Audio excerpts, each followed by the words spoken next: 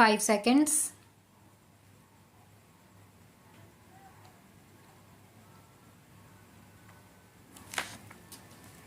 Mr. Deputy Chairman, Sir, I beg to move that the bill to provide for the prevention, control and abatement of air pollution for the establishment with a view to carrying out the aforesaid purposes of boards for conferring on and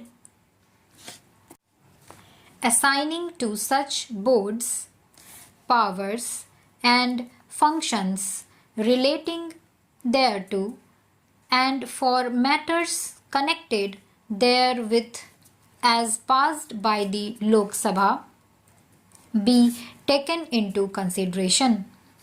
Sir, it is a matter of great pleasure to me to pilot the Air Prevention and Control of Pollution Bill 1988, which was unanimously passed by the Lok Sabha. I am sure all the members will agree with me that the problem of air pollution in the country, though not so serious as that of water pollution, should not be neglected as some of our cities like Delhi, Calcutta, Bombay, Kanpur, etc. are already feeling its effects. It has therefore become necessary to bring in legislation to control air pollution, as prevention is always better and cheaper than cure, and this is especially so in environmental pollution control matters. Before bringing in this legislation, an exercise was made in my ministry to see whether the existing legislation could be suitably modified to deal with this problem. Though there are certain provisions in the Factories Act, Criminal Procedure Code and Smoke Nuisance Act that they have been found to be inadequate. Hence, the need for a comprehensive legislation to deal with all aspects of air pollution was felt. An expert committee appointed for the purpose recommended a central act and suggested a draft bill also. This draft was duly examined and eventually a bill to provide for the prevention and control of air pollution was introduced in the last Lok Sabha in April 1987.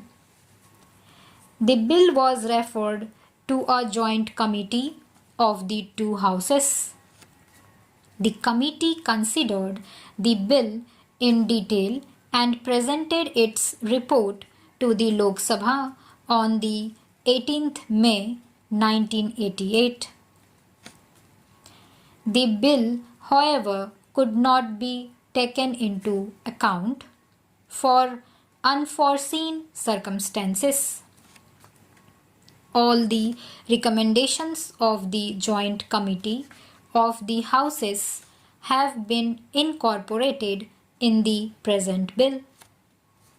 In the UN Conference on Human Environment in 1987, in which India also participated, decisions were made to take appropriate steps for the preservation of natural resources of the earth, which included control of air pollution. The bill seeks to implement the decision relating to the preservation of the quality of air and control of air pollution. The present thinking in environmental pollution control matters is to have an integrated approach. To give effect to this approach, it has been provided in this bill that the water pollution control boards established under the Water Prevention and Control of Pollution Act 1985 will, in addition to their normal work, perform the functions of air pollution control also. This will not only facilitate coordination but also will result in economy.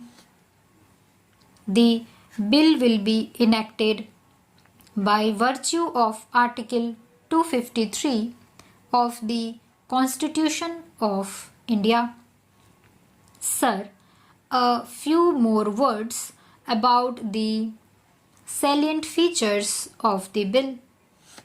This bill will apply to the whole of India. The Central Board for the Prevention and Control of Water Pollution, established under the Water Prevention and Control of Pollution Act 1985, will act as the Central Board for the Prevention and Control of Air Pollution also.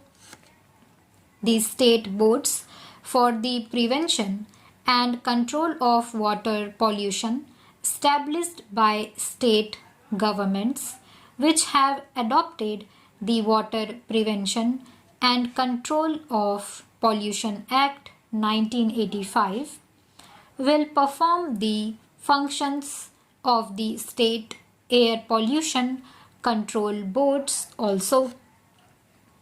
In the states which have not yet adopted the 1985 Act, the new air pollution control boards will be set up.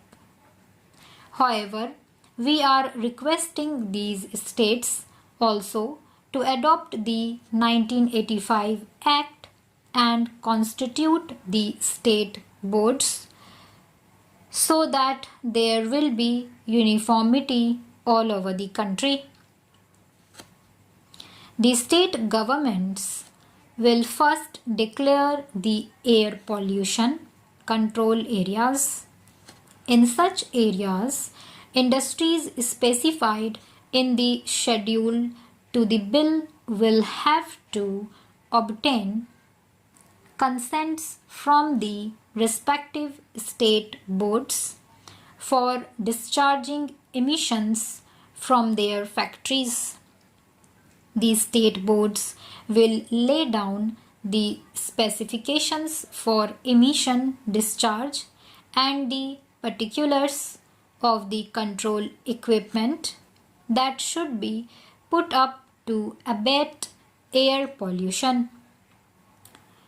Failure to comply with the consent conditions will render the industrial units liable to prosecution. However, reasonable time will be given for existing industrial units to install the control equipments.